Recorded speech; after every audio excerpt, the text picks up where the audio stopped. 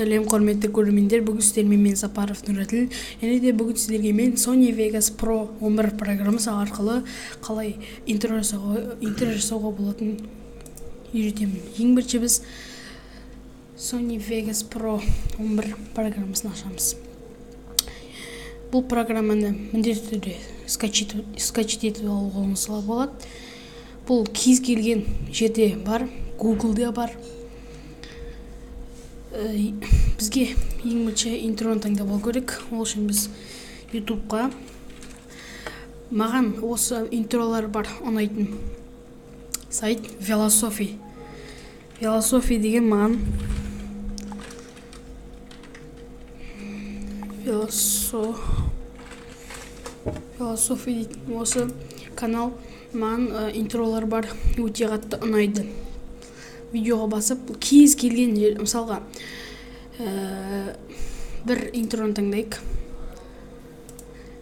Интроны таңдаймыз. Мына осы жерде басқанда кез келген осындай видеолардың астында 2D және 3D форматындағы интролар болады.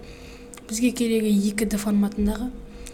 Бұл жерде кез келген интроны скачет етіп алуыңызға болады. Міне кез келген интро. Мысалға маған бұл интро ұнайды. Бұл интроны аламыз. Астында описаниесінде download деген болады. Downloadты басып скачет етіп аламыз. Скачет еткеннен кейін қазір күте тұрыңыздар.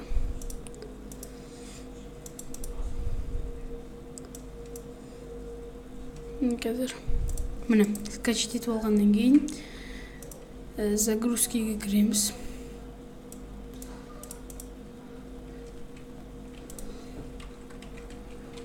Загрузкаға кіргеннен кейін жаңағы скачет еткен файлыңызды извлечить міне үшіншісін басамыз.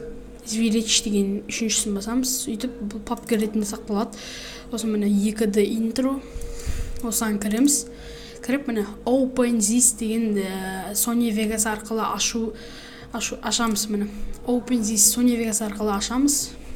Жаңа айтып өткендей сізде міндетті түрде Sony Vegas Pro 11 программасы болу керек. Міне ашқаннан кейін міне сізде осы трек алдында міне андай жасыл белгімен белгіленген сурет болады. Соның үстіне басамыз. Міне менің интром уже дайын. Осының ішіне сіздің YouTube-тағы ссылкаңызды жазамыз. Осы жерге жазып болғаннан кейін X-ті басамыз. Бұл жерде әртүрлі шрифттер таңдауға болады. Бәрін өзгертуге болады. Сосын мына жерге өзіңіздің қалаған мәтініңізді жазуға болады. X-ті басамыз. Интро дайын болғаннан кейін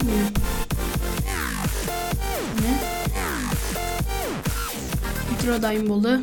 Дайын болғаннан кейін міне сары сызықта барып, былай мына жерге қай жерден бітеді, сол жерге апарамыз. Сөйтіп мына жердегі render as, ағылшынша render as деген батырманы басамыз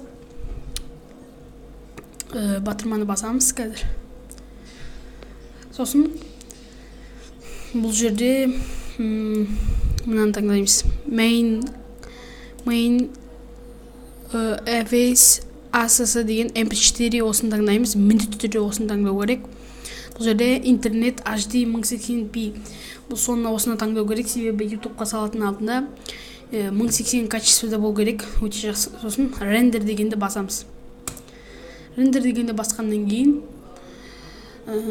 жаңа интроңыз дайын болады. Мен басып тастайын. Менде интро дайын. Бұл интро міне интро 2 деген өзім атын өзгертіп қойған болатын. Қазір сіздерге көрсетіп жіберейін. Міне қазір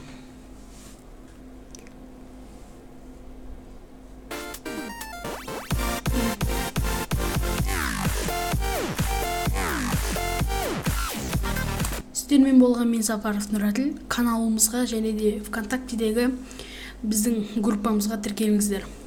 Группаның ссылкасы описаниеде болады. Сау болыңыздар.